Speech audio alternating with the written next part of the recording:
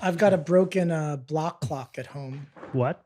You know the block clock? Yeah? I've got a broken one at home, and it broke at 61,000. So No. it's sitting in my kitchen next to the one that says 19,000. I'm like, What? I've got one. We sometimes bring it traveling, and the last time I brought it back, I've still not plugged it in again, so it still says like 29,000. I look at it every day, like it's even right? that. Yeah. I sent Rodolfo a picture. I'm like, this sucks, dude. I was supposed to send the broken one back, but I didn't. Please tell me, are we recording this, Jeremy? Yeah. Brilliant. This is the start of the interview. What's it? A broken block clock is right twice a year? Can we have that? Let's hope so. I'll take that. It's Well, at 61,000. So we had the block clock out for one of our interviews once, and it was there at the front and had the price up. But the problem is because we were recording like 6 weeks of shows, the show's coming out later on, and the price is different. So we were doing shows, and it was saying 43,000. The price was like 33,000. People are like, yeah. No, people are like, what the fuck? And then you yourself, you're like, shit, I should have sold. But yeah, so yeah. So you got 2 block clocks, I have 2 working and 1 broken. and the difference between them is what's that? 32,000? No. No, 42,000. Yeah. Shit. Yeah. How much do you care about price? How important is price? It's not unimportant. Mm-hmm. You know, I don't think it's so important day to day. Trends are important, and ultimately the price is important. It's important because I'm not particularly diversified in my life, and I do have expenses and things like that. So, I'd like to be in a position not to be forced to sell. Are you irresponsibly long? I think I am irresponsibly long. I'm not, 110% long. I don't use any leverage. But I have a disproportionate amount of my net worth in Bitcoin. Yeah, I'm with you on that. Yeah, it's a decreasing percentage of my total net worth, but not because of any reduction, just because as the price goes down, and the price doesn't go down on like my apartment or something. But the stupid thing about it is the if you look back to like, I don't know, 2020, before everything went up, Yeah. Bitcoin was around $12,000. Like I felt pretty good, Yeah. and I've got more Bitcoin now. It's at a higher price, and I'm like, this kind of sucks. Yeah, it's interesting, isn't it? The way like different prices can very quickly have different emotions attached to it. A couple weeks ago, or not even a couple weeks ago, a week ago when it was 18, 19,000, and 48 hours ago when it was 21,000, all of a sudden 21 felt a lot different that time than it did 3 weeks prior on the way down. How much do you think? Because I never thought we'd see sub 20 again. I thought that was done. Yeah. You know, I could see mid 20s, I could see under 30. I just never saw that coming. And then obviously, I think there's a number of reasons why it came. I think the contagion from some of these C5 firms blowing up, from what happened with 3 Arrows Capital. Like, do you think that's why we dragged down? I think it was a perfect storm. Right. One of the big factors I think is related to big global macro hedge funds. So when we got this correlation between Bitcoin and big tech, a 3 or 4 to 1 kind of beta, as they say. So big tech goes up 1%, Bitcoin goes up 3 or 4%. Big tech goes down 1%, Bitcoin goes down 3 or 4%.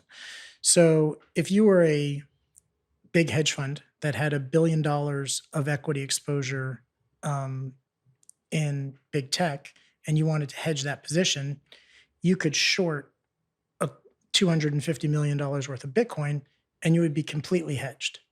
And borrowing Bitcoin, unfortunately, is very inexpensive, about 3% a year. So that was a very popular trade, which does a lot of things that aren't good. Number one, it creates a massive seller of Bitcoin. And number two, it reinforces that correlation. Is this the whole risk on, risk off thing?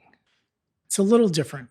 It's like if you're, pick a big hedge fund like a Tiger Global or something, Okay. and you've got $10 billion of equity exposure to big tech. And you're like, well, shit, I don't want to sell, my Google, Facebook, Apple, Netflix stocks here, but I want to hedge it because I think recession's coming, things are going down. Oh, I see. You buy, you short $4.5 billion worth of Bitcoin or something, or in that case, my example would have been like 2.5 billion or something just to hedge equally. But you hedge by selling Bitcoin, by shorting Bitcoin. That way, um, if your tech stocks go down by 1% and your Bitcoin short goes up by 4%, the fact that you've sold 1/4 of the amount of the Bitcoin hedge as your equities, you're evenly hedged. I see. Okay, so this is why everything was so correlated. It reinforced the correlation Yeah. that was already there. They started doing the trade because the correlation was there, but this reinforced it. So there's that. And then the fact that we are correlated with equities at the moment, which is something that I think will ultimately break because it's not an equity. That kind of sucked because we're facing a little bubble burst and, obviously stock market's going down for a variety of reasons, Fed raising rates, et cetera. So when stocks go down, we're going down. That's the risk off kind of thing. Sell anything that you had a profit in, so to speak. We're getting hit with that. It's kind of a perfect storm. In addition to that, Bitcoin as an emerging inflation hedge. Well, yes, we have inflation. Nobody argues that they're inflation now. They argued with us for a long time, before, but now everybody acknowledges it. But the problem for Bitcoin is the Fed is addressing this.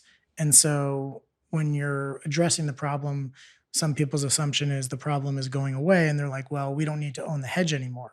If the inflation is going to go down and not be worse in the future, we don't need to own the hedge.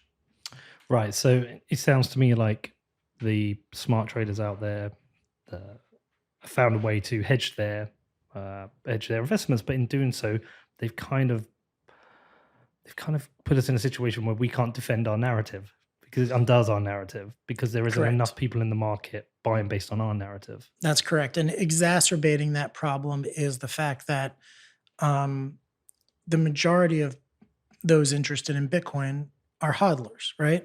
So those hodlers are not influencing the day-to-day price. If you've got your Bitcoin in storage and you're not selling, you're not in the market day-to-day making a market on that bid-ask spread. It's the speculators and the haters that are doing that, right? And so what you get is this very small percentage of the players in the space dictating the price. Well, listen, good to sit down with you. Normally we start by, hi, how you doing? But you told us about your broken block clock. There's a lot I want to talk to you about today. And I don't normally do this, but I don't know if everyone knows you. I know some people know you, but they know you because of somebody else. And we don't want to cover that. We don't want to cover that because that's been covered. But I do. Can you just, for context, give people your background so they understand who we're talking to? Yeah, sure. I came out of traditional finance. My first job out of undergrad was I was a U.S. government bond trader. And then after that, went to Columbia Business School. After that, got into venture capital and private equity, where I was investing almost exclusively in companies that leverage the internet as part of their business model. And it was in the course of doing that in 2013 that I discovered Bitcoin at a conference here in Miami, coincidentally. And when I saw that, something really clicked for me. In looking at the internet, it was clear that the internet was really good for transmitting information and data, but not so securely. Emails, posting pictures, etc. But people were really afraid to put credit card into a website, things like that. And then when I saw Bitcoin, this was the first time that I saw that you could transmit value safely and securely using the internet.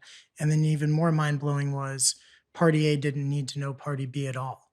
So it was like no intermediary, totally trustless. And this was like mind-blowing to me. So I thought, okay, I got to do something in this space. Like this is where it's going. And I thought, what kind of business can I start? What can I do? How do I take advantage of this? And it was like, okay, I could do a directory of companies that take Bitcoin. Bitcoin Yahoo. Yeah, this would still not be a good business, right? Yeah. So a decade later, still not a good business. So in the end, I just bought a bunch of Bitcoin and figured limited supply. If this works out, price is going to go up. And it went down, it went up, it went down and up in really dramatic kind of ways. I bought in December 2013. And after a while, the volatility, feeling like I was too up or too down, I sold all of it, made a little bit of profit, not enough. And even at today's numbers, it would have been just fine if I had held on to it. And I've been accumulating since 2016. And even to this day, I don't have as much as I had in 2013. We all have So, that story. yeah. Well, mine's more some 17, 18. I have less than half of what I had at the peak in 2018. Ooh. But it is what it is. That's a Yep. painful lesson we go through. So that gap, how long was the gap between those, from when you sold out to you started accumulating again? About 2 years. About 2 years. And Yeah. what did you do in those 2 years? Were you like me when I had my gap, where I'd occasionally look up the price, it's gone down, or it's gone back up, or I was more focused on the asset class. Like, is this okay, gaining traction? Are people talking about this? Does anybody care? Is this going to be a forgotten thing? Because until the world starts to catch on to it and people are interested in it, it doesn't matter how cool the technology is if it's not gaining traction. And I started to have friends asking me about it and things like that. And you'd see a little more news articles on it and people would talk about it. So I started to, like, get a little more involved again, and went back to some of my initial contacts in the industry who kind of were very helpful in, like, kind of, sharing what was going on the inside of things. One of my buddies started Blockfolio back in the okay, day, yeah. and he was like kind of a Sherpa for me early on, and so yeah, just kind of networking around that group. Who's that? His name's Ed Moncada. Exactly. He might be the guy I used to play poker with. For sure he was. Yeah. Yeah, we used to have an online poker game during the. Yeah, he was in that. He was. game. He was. Yeah. Yeah, that was during that's the COVID period, and Yeah. He kind of taught me how to play poker a little bit back in the day. he's a good player. That's an understatement. We had some. Yeah. We had some fun tape. There was some tapes. It'd be him, myself, Mike McDonald, who's a professional poker player, Charlie Lee, Yeah. Bobby Lee. Bobby Lee. It was like good. It was always a good Mr. Litecoin himself. Yeah, Brad Yeah. Mills was in there. Yeah. And maybe even Ari Paul. Ari Paul was in there. Yeah, I made about 3 Bitcoin during that period. Well done. I think I gave a lot of it back to Mike McDonald. I had I'm such an idiot. We had one game where I was like 1.5 Bitcoin up, and like people are leaving because it was late, and there was just me and Mike left. He said, "Do you want to do some heads up?" And I was like, "Yeah." And honestly, in about 15 minutes, I lost the Bitcoin to him. I was like, "Get out of here! He's the professional." Yeah, exactly. So those guys are savage. So what gave you a conviction back? Just the general interest. Really, what it was is when something captures the attention of an entire planet, you have to start paying attention. And I kept thinking to myself, Bitcoin doesn't have a marketing budget. If you think about Uber, right? Uber raised about $10 billion that they went and spent marketing Uber all over the world. Some information apparently is coming out now that their marketing tactics weren't all that scrupulous and all kinds of stuff. But well, it's just come out in the UK as well. There's somebody was having meetings with them. It wasn't a declared meeting. I think someone in office. Yeah, but they're trying to purchase a lot of influence. They're spending a lot of money on advertising. I remember times when, like, people were setting taxis on fire and protesting and things like this, right?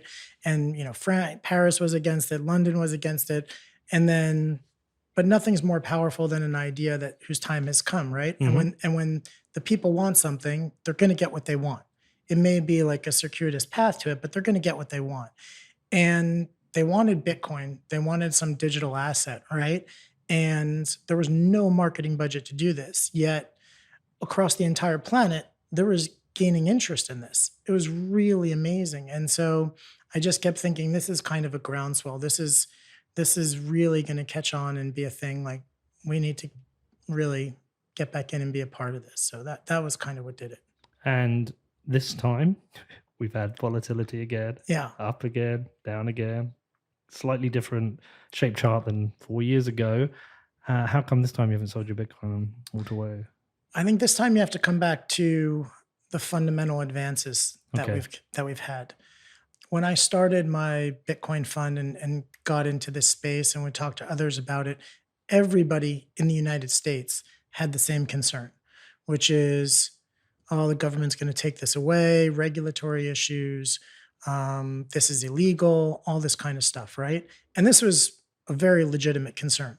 There was big concern, how is China going to regulate? How's the US? All these massive nation states who are potentially threatened by this digital asset, right? How are they going to react?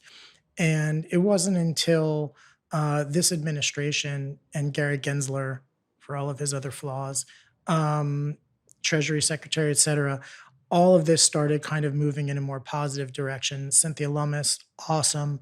And so now I think we're at a point where we don't have regulation yet, but we've got a good deal of regulatory clarity that the US government is going to regulate this in a pragmatic way. And frankly, I think Bitcoin benefits from regulation. And so that takes the single biggest risk off the table. Sorry, benefits from regulation or benefits from regulatory clarity? Both. Both. I mean, regulatory clarity for sure. No markets like uncertainty, but actual regulation, for the independent libertarian individual, yeah, they don't want any regulatory clarity. They don't even want to hear the word. You're evil for just mentioning it, right? But in reality, if those people that love Bitcoin want to see it be successful on the scale that they expect, it is going to require institutional capital coming in. It's going to require truly high net worth individuals and family offices coming in. And those groups are reluctant to allocate serious capital until those guide rails are in place. And when they see that there are real rules and regulations and there's a tax treatment for it and, different guidelines that they're meant to follow, then they're more comfortable allocating a significant portion of capital. And are we even at the point yet that we have the right regulation for that to happen, or do you think we're approaching it? We're approaching it. We're approaching it. I think that all of those groups that I mentioned are now really focused on it. Some acknowledge the fact that, hey, it's at a low price now, and maybe it's at a low price because all this regulatory stuff isn't ironed out yet. So I might dip a toe, take a little risk here because the risk reward benefit is greater. But the truth is, I think at the end of the day, they're looking for a little more regulatory clarity. And that's across a broad spectrum, right? Like if you're a publicly traded company, it's very perilous to own Bitcoin and have it on your balance sheet. The tax structure is very punitive. That's under review now. Optimistic that gets, set to something more pragmatic. So all of these things need to kind of be ironed out before the real money is going to jump in. Right. And we have had some real money jumping in. Yep. Obviously, we've had MicroStrategy, we've had Tesla, Yep. we've had Square. Have those companies faced a lot of difficulty in actually setting up the structure so they could do this?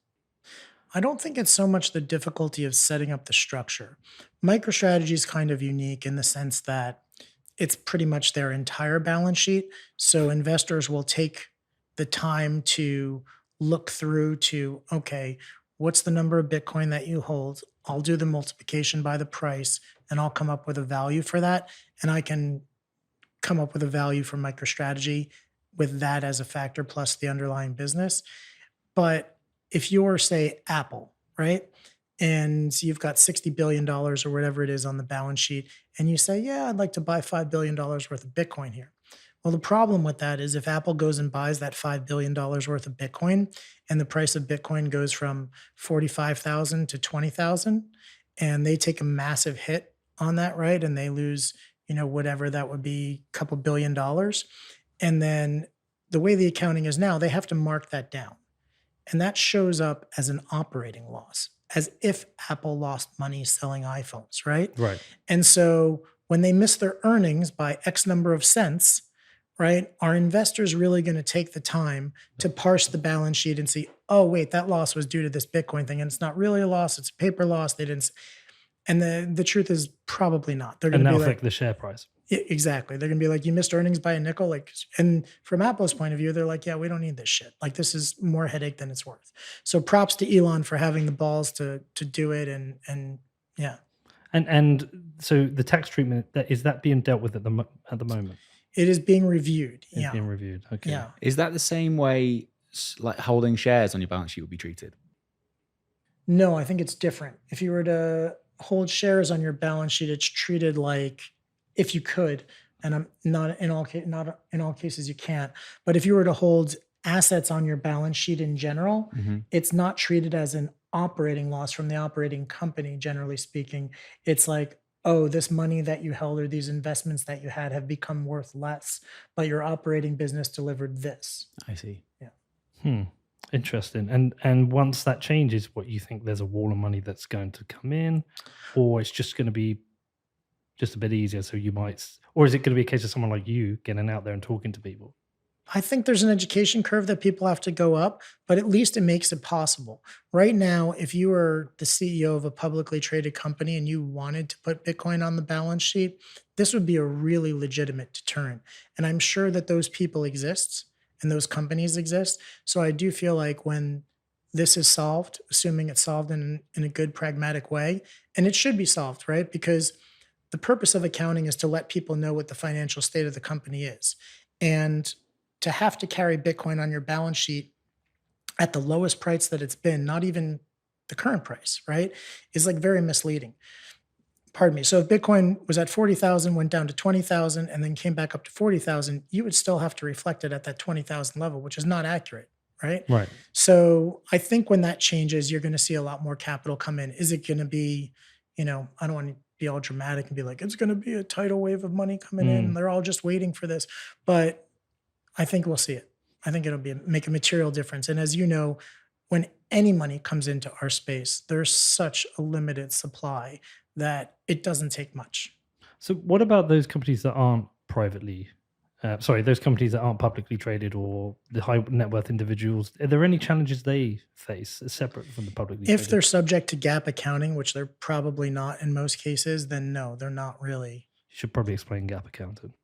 Not just for me, but Yeah, for GAAP those accounting in general is just it's the accounting method that all US publicly traded companies are held to. They must comply with this GAAP accounting, generally accepted accounting principles, maybe, Oh, okay. I think. Okay.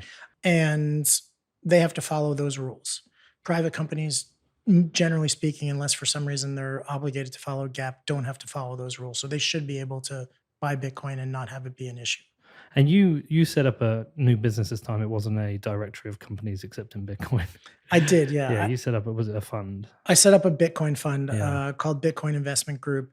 And the goal there was to try to deliver all the best attributes of Bitcoin to family offices, wealthy people, institutional capital, so that they could be as comfortable as possible buying Bitcoin.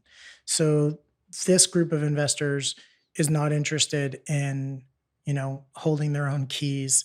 They're not particularly interested in going with a Coinbase or a new exchange where they, just don't have the confidence that they're going to be there forever. They want a custodian that's a name that they can trust. So we did it with Fidelity, $12 trillion, investment firm, who's super pro Bitcoin. So we did it with Fidelity. We have some really particular attributes of the fund that are unique. The biggest thing for me was to find a way to do it so that, yes, you can invest in this Bitcoin fund that we started, but if you ever wanted Bitcoin out of the fund, you can actually take possession of that digital property. You can get Bitcoin. So if someone invests in my fund and they say, you know what, Eric, I'm done, I want to redeem, they have a choice. We can sell the Bitcoin and go back to US dollars and send them US dollars, or they can provide a wallet address that will verify and will send them the amount of Bitcoin that they're entitled to. So that's a big deal. Some other attributes are we charge a super low fee, just 1% a year. It's not something that I really make any money on. It's more of kind of a service to Bitcoin in the industry. But also, all the funds are commingled, but we go to great lengths to do separately managed accounting so that when someone else in the fund sells their Bitcoin, other individuals are not impacted from a tax point of view. So you come in when you come in, you leave when you leave. That's what dictates your tax, triggers. In addition to that, the accounting for this stuff is really challenging. So we did something pretty unique. Your statements are in Bitcoin. So if you have the equivalent of 10 Bitcoin in the fund, when you get your account statement, there's not US dollars on it. It just says 10 Bitcoin. So is the statement the same every month, unless they're buying? The statement is the same every month, less the pro rata 1% a year fee, which is charged in Bitcoin. Right. 1 Bitcoin equals 1 Bitcoin, Eric. Exactly.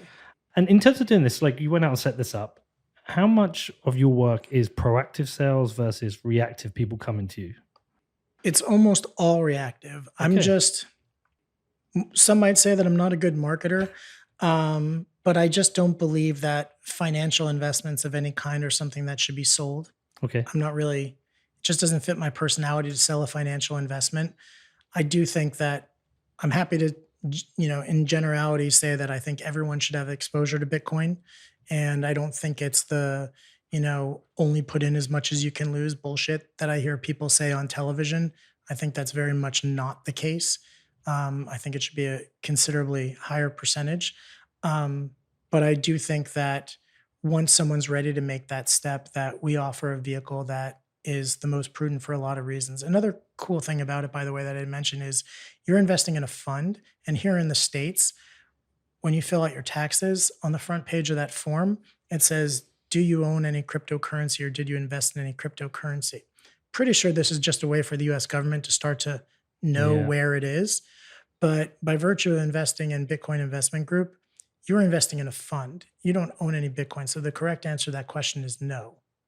So it's also a nice way to, and then at the end of the year, our accountants do an audit, et cetera. And these people are given a K1 that they hand to their accountant, just like every other investment they have in a hedge fund or real estate property or whatever it is. So it's very comfortable for that class to invest. So I'd be interested how you explain it to people, because depending on who you're explaining Bitcoin to for the first time, or maybe they know a little bit, the attributes that you would put forward or the story you tell would be different. So if you're, I don't know, if you've got somebody in Ukraine who's trying to flee the country and you want to Yep. explain Bitcoin to them, there's certain properties you would be talking about, self-custody and censorship resistance, yada, yada. But if you were explaining it to, I don't know, somebody based out in, I don't know, maybe in Africa who is Mhm. suffering under high inflation, you would explain it to them in a different way. But when you're talking to a high net worth individual In the where, United in the States. United Right. States, what is it you're telling them? I think the most constructive narrative is digital gold. And Okay. it's easy to differentiate, as you know, ad nauseum, the why Bitcoin is so much better than a digital gold for an infinite number of reasons that we don't have to rehash. But that's the conversation that I have. It's there was gold, this is a digital gold. Every digital successor of every analog predecessor has not just equaled their predecessor, they have like crushed it, whether you can think of traditional phones, rotary phones, and mobile phones kind of thing, right? Hmm. And it is reasonable to think that Bitcoin is a digital gold. um, and they invariably have children or grandchildren, and it's easy to explain to them that their child or grandchild doesn't have any interest in the bar of gold that they have in their safe, but they would have interest in Bitcoin. And they quickly start to understand why younger generations who grew up with an iPad or an iPhone in their hand would gravitate towards this. Those are the same people that had no problem spending $10 on a skin in a video game when they were just a kid and thought it had real value. Whereas the parent was like, that's just pixels on a screen. So I think that resonates. And it, you get most of the phone calls that I have occur with some matriarch or patriarch on the phone, this 65, 70-year-old very wealthy individual, and their kid on the phone with them, or their grandkid in some cases. And it's like, well, my kid's been telling me about this for years, and they dismissed him, but now it's on the front page of all the newspapers they read and CNBC, which they're watching all day, and now they want to know about it and they don't want to look stupid having missed out. So digital gold, I think, is the most constructive narrative. But in addition to that, you look at gold at roughly, 10 plus trillion dollars. I think it's also the most constructive narrative for the success of Bitcoin, not just for, potential affluent American investors. If we get to, $10 trillion as a market cap on Bitcoin, or even half of that, I think a lot of stuff starts to fall into place. And yes, Bitcoin's got battles that it wants to fight, but those battles go a lot differently, at 250,000 per BTC. Well, is that because somebody was explaining to me once there's some investors who can't invest in Bitcoin because the market isn't just big enough? I'm not sure. Maybe at the nation state level, some might think that, but I don't think so. I mean, Sailor's bought what, $4 billion worth of this stuff.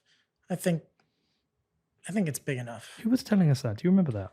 Was it I, Travis? I remember the conversation. Someone was talking about like $1 trillion market cap being some sort of limit, but I can't remember who it was. Yeah, it might have been Travis Kling. No, I think it's big enough for anybody that wants to invest. I think actually you get tremendous.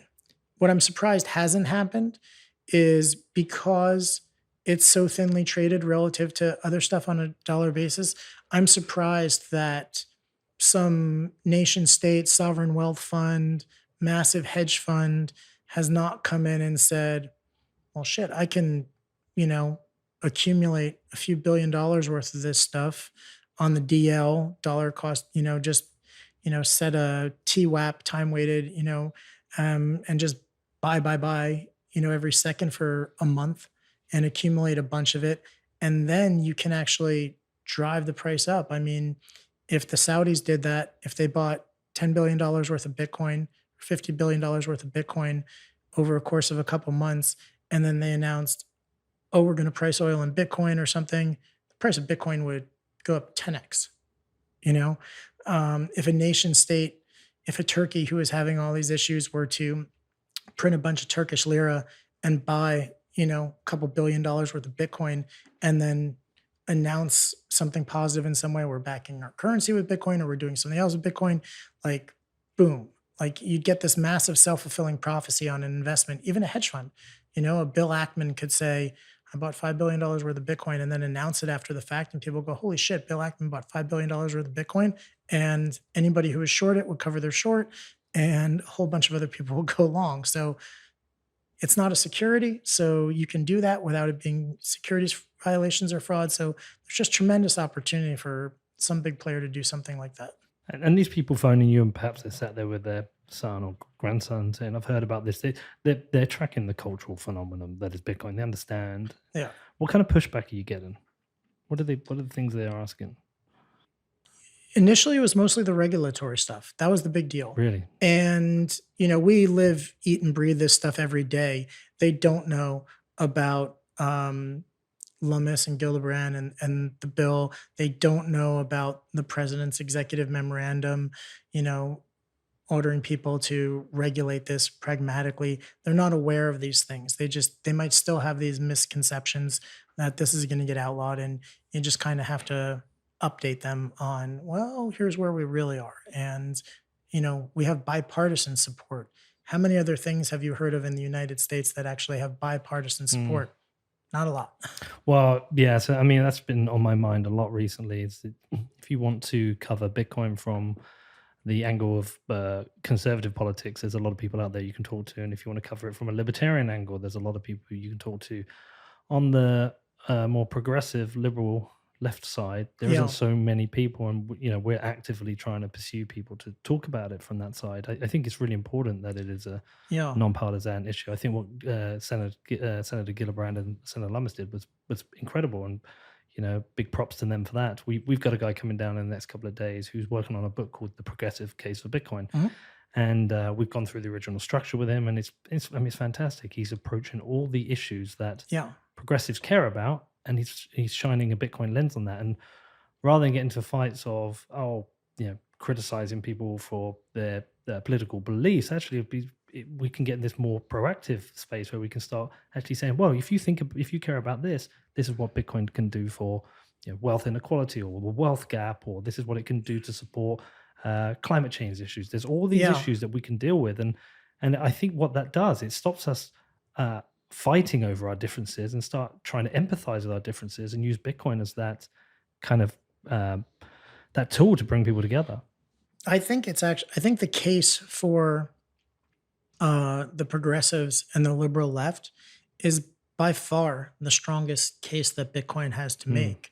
I think that you've got a tremendous percentage of this country as well as the world that is unbanked. And to be able to have those people ostensibly be banked just by having a smartphone, which they already have, is pretty remarkable.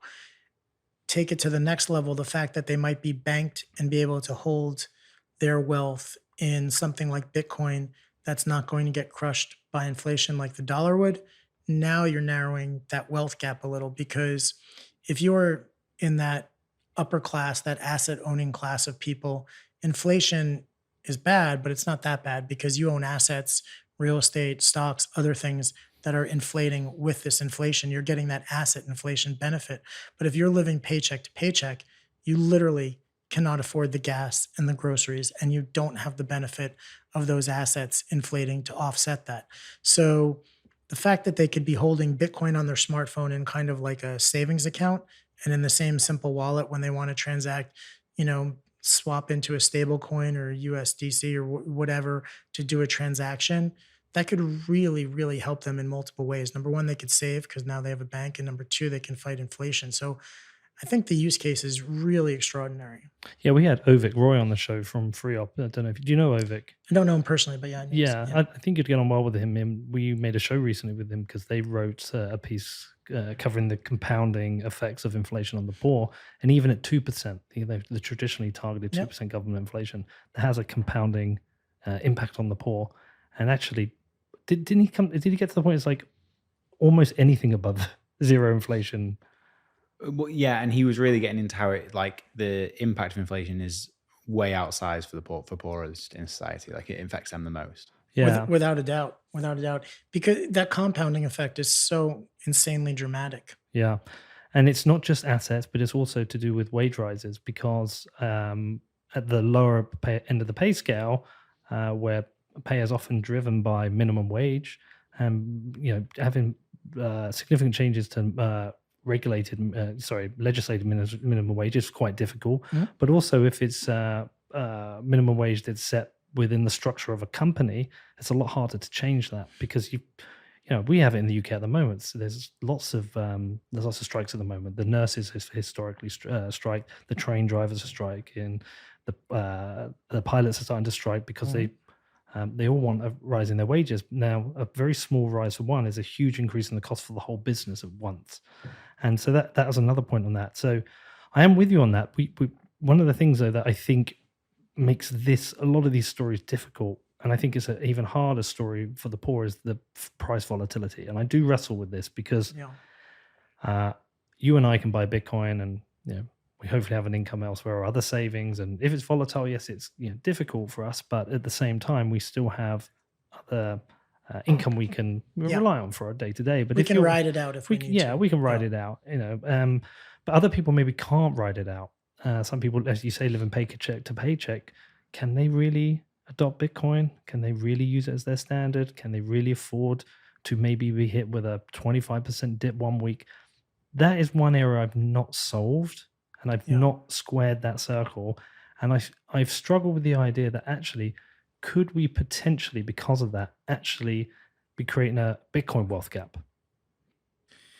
I think that if you're truly living paycheck to paycheck and you have to spend everything that comes in to make it day to day, then you can't save anything.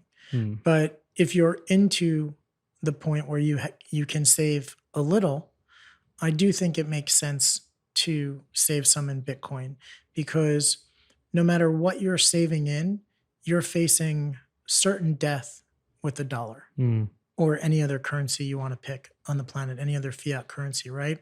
And history doesn't lie, and you can go back 100 years, and your $100,000, 50 years ago would have gone down by it's almost not worthless, but it's pretty darn close today.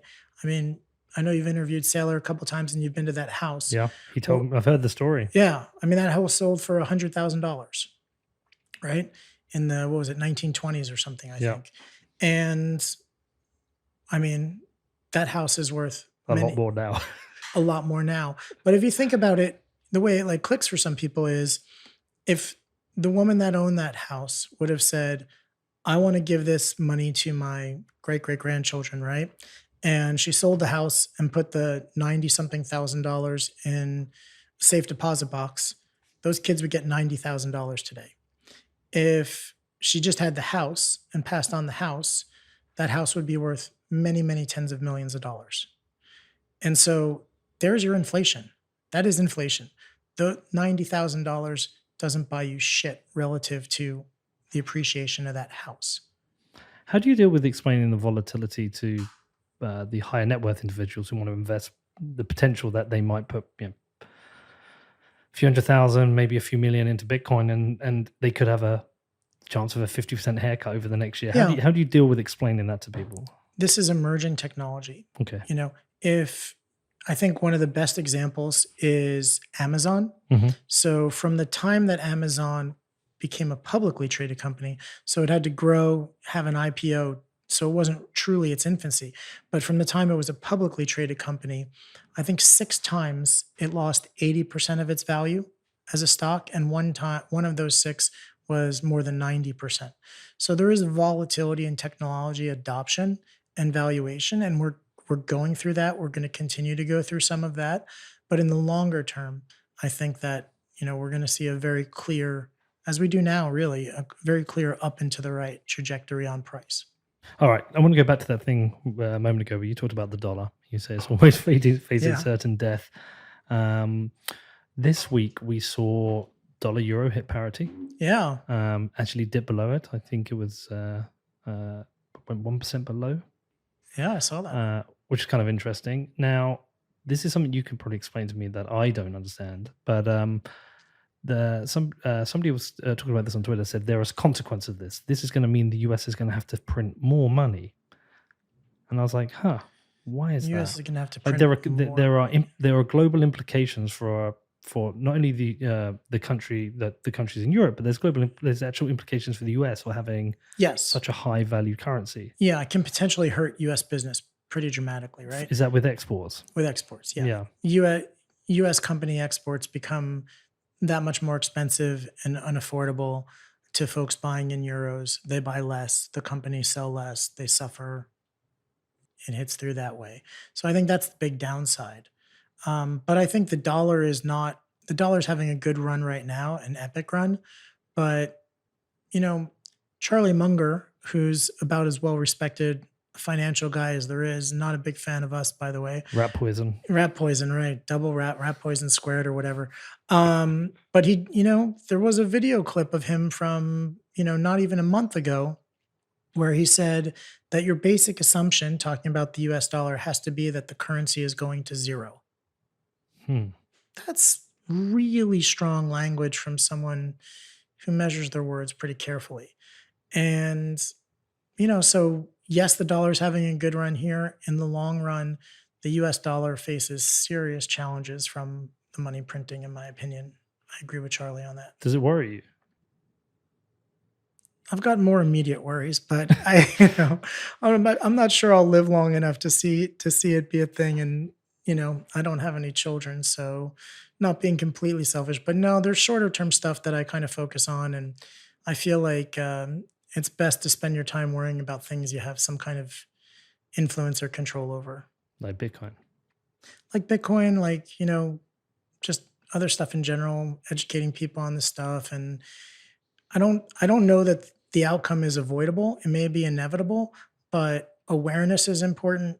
And the worst thing would be to be a victim of something like that and have not seen it coming or not know. So to the extent that you can inform people, educate people, this is a likely possible scenario, behave accordingly, people can kind of take it upon themselves to work with solutions that they think, might help. But even with that, I mean, me and Danny were talking about this before. I was like, well, how do you prepare for this if you know it's coming? A year ago, I could have transferred my pounds to dollars and I would have hedged UK inflation with that. But I didn't know this was going to happen. I could have put more money into Bitcoin and Bitcoin's dropped. I could have put money into equities. Equities have dropped. I could put money into housing, which it seems to be the one that hasn't dropped yet, but there's a lot of things pointing at housing market. That's dropping. Yeah, that's dropping. And so with everything dropped, it feels like everything is dropping. Well, what do you do? Like, I don't know what to do. I mean, I have some Bitcoin and I have a property, but I don't actually know what to do here. And I do worry I do have children. I do worry for them. What does a collapse of a currency or many currencies around the world mean? Yeah, I can tell you the solution to how to deal with a recession or depression is not what Warren Buffett said. What did he say? He said you've got to be really great at what you do. which is total cop out and just a ridiculous thing for someone like that to say. If you're in Venezuela, I don't care how good a cardiologist you are, it's not going to make a fuck of difference when the currency goes to zero. And I know that for a Right. fact. I went Yeah. there and I went there and I met a guy who was a university professor, and he just explained to me about how his entire savings just evaporated. Right. So it being great at something is not the solution. There are no easy answers, which is why Buffett gave such a crappy answer, right? It's not because he's not unintelligent, it's because a better answer didn't come to his mind. I think it's got to be on the investment side, being aware. First, you got to be aware of the fact that it's happening. Like you just said, if I'd known, I could have done X, Y, Z, right? But you have to know. So paying attention, being informed, and maybe it's just a mass psychosis of all of these things saying, shit, we need a solution to this. There is no solution. And it's kind of collectively, maybe even to some degree, self-fulfilling prophecy or positive reinforcement loop where people say something like Bitcoin is the solution. And then therefore it becomes the solution because the world believes it is. So one of your lifeboats is Bitcoin. It is my largest lifeboat. It is my largest lifeboat. Hey. But, you know, it's like the analogy Saylor gave. Would you rather be in a little lifeboat on a stormy sea, which is what we are, right? Or do you want to be on that really big ship with a massive hole in it that is definitively going to sink? So certain death or a little bit of risk, or maybe a lot of risk. I'll take the little bit of risk. I'll take a lot of risk. I'll take a lot of risk. You know, you seem to have pretty good conviction, which is awesome. With a high degree of humility. With a high degree of humility. Is there anything within Bitcoin that you question yourself? I mean, I know you've been in since about 2013. You said at the conference, you must have you've seen narratives come and go, people come and go, ideas come and go, prices go up and down. Is there anything at the moment you're questioning? Yeah. So, you know, I chatted with Charlie Shrem about this a little bit. And one of the things that we agree on, which is certainly not popular among Bitcoin maximalists, is that the event horizon has not passed. We are still in the hopeful and experimental stage. And one could call it conviction to think that it's absolute certainty of success. And another could call it, you know, maybe being a little bit irrational or wishful thinking. I think you know, I'm hopeful. I'm constructively hopeful. And I don't think there's a better solution. And I think it's important in life to stand for something. And if you're going to stand for something, for me, you want to stand for something that's morally and ethically sound. And that's the most important thing to me about Bitcoin, is that it's morally and ethically sound. No, you know, no rulers, no one's disproportionately advantaged or disadvantaged for that matter. And so I think if you got to cheer for something and stand for something, for me, it's Bitcoin, and I'm hopeful that it works out. But I'm not going to say that hyper Bitcoinization is inevitable. Right. Well, listen. The last thing I want to talk to you about is last summer I was in El Salvador, and I played chess with Jack Mallers. Don't even tell me that you beat him. I'll be super impressed. Man, I didn't beat him. He is so good that we had a game. He said, "I'll tell you what. I'll turn my back around from the board and we'll play, and I'll just tell you where to push my pieces." I was like, I'm not going that far. So there is chess where you can sit down and play with somebody. Me and Danny can have a game, and as we go along, we'll try things and figure things out. There's no real strategy. And then there's Jack Mallers chess, where offensively, he knows his next 20 moves, and defensively, he knows every move I make, like what he's going to do for that. So his first almost 20 moves on the board are all automatic. He knows every scenario mapped out. And I think I held on for about 20 moves where I was like, I'm in this game. I'm in it. I'm responding to him. I'm seeing every scenario. I miss one thing. I'm done. I'm dead. Yeah. The even more amazing thing about doing it with his back like that is he has to remember by, you know, the, you know, A through H, 1 through 8 grid, where every piece on the board is. So he has to know that his knight is on H3 in order to move it to tell you to move it to another square. That's a level of visualization that I don't have. No, it blew me away. Also, what blew me away was for him, to relax, he watches people play chess online. Interesting. He just sits there and watches these games, and then he plays speed chess. Yeah. For me, I was watching something and realizing I will never be able to do that. I don't think that's true. I never have the dedication to do that. Maybe the dedication, but if you wanted to, if you had the bandwidth and the time and the desire, I think chess is something that's learned. By the way, Saylor and I do the same thing. Like we'll watch, chess stuff online. We'll watch Magnus Carlsen, like play blitz some people on the phone while it'll be a 3-minute game against another grandmaster, and he's talking to his buddy and drinking a beer and still crushing the dude. And he'll know 3 moves before that he's already got it won or that he's in trouble. And we just sit there and we're like, do you know this Magnus Carlsen? I mean, I know the name, yeah. So there's a documentary about him that's worth watching. And there's this one time, I'm pretty sure it's him, where he's got his back turned like Jack, but playing like 10 people at once. What? So there's 10 boards laid out, and he plays all of them essentially blindfolded, move by move on each board, and I think he wins every game. That's madness. He is I think there's some debate about it, but I think he's probably the best ever. Yeah, that seems to be the consensus. Yeah, and he's kind of cool. It's definitely worth watching it. He is. The great thing about chess, though, is, the world of Bitcoin is so all-consuming, and we don't have the benefit of any holidays or weekends. So it can be very challenging to turn your brain off it from it completely. And chess has been one thing that requires complete attention. Like you said, one mistake and you're kind of dust. So it's great in that sense. That's why Saylor and I play a lot, because there's a period of hours there, depending on how long we play. Sometimes it's pretty long. Where you're phone just away. Yeah, you just phone away, don't care, and you just disappear for a second. Well, Danny came up with an idea. Danny wants to film you and Saylor playing a game of chess, talking about Bitcoin. You can film us talking about Bitcoin.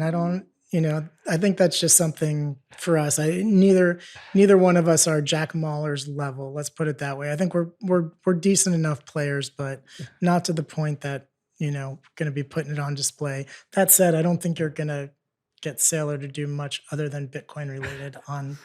I mean, it'd be a Bitcoin chess game. Bitcoin chess game. But it's all focusing. We can't talk about Bitcoin while we're playing chess.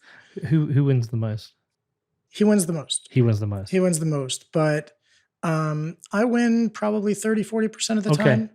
And when we first started, I'm not sure if I told this before, but I don't know if you saw the outdoor board when you were there. It's kind of a big outdoor board. And the first time we played, I played when I was a kid, didn't really know or remember the rules. And I moved my pawn, and he literally kicked my pawn off the board. And I go, what the fuck? And our friend Ray looks at me and just like shakes his head like, yeah, it's a thing. I'm like, he goes, en passant. And I was like, the fuck is that? And so Saylor doesn't give a shit that I didn't know the rule. I was like, sorry, dude. Like, you lose. I'm doing my thing. And so I was like, all right. After that, I was like, fuck this. I'm going to learn chess. So I found a teacher, like an international master in Siberia. And I took like 30 hours of chess lessons, on Skype and, on Lee Chess on board, and like learned how to play on opening strategies, things like that, how to try to calculate stuff, and just like had some basis. So now we're at the point where it's good, it's fun, it's competitive, the outcome's uncertain between us. And I don't think either one of us wants to, get to a point where it's not fun to play the other. So you're closing the gap. I'm closing the gap. It's fine where it is now. I wouldn't mind improving a little bit, but it's fine where it is now. At least the outcome's uncertain when we play. Oh man, well, I would love to play more if I had time. I think, I try to get my son into playing it, and it's quite interesting when you sit down with somebody who's never played chess before, to get them to that starting point of just remembering what each piece can do and the threats. It takes some time, but it does. It was really interesting to do with him, but I should encourage him to get back into it. Anyway, Eric, great to talk to you, man. Thank you for coming on. Appreciate having you on here. Tell people where to find out more about your fund and what you're up to. You can find out more about my fund and me. Best is probably Twitter. It's Eric. No, wait, what is it? It's Eric. You should know. I don't even know. It's Eric _ BIG fund, I think. We'll stick it in the show notes. BIG, yeah. Danny will Eric find it. _ BIG fun. Thanks so much for having me. No, It was a man. lot of fun. Anytime. Next time we're here in Appreciate it. Miami, I'll bring a chessboard. We'll have a game. Let's do it. All right, man. Ciao. Thanks Cheers. so much. Bye. Appreciate it.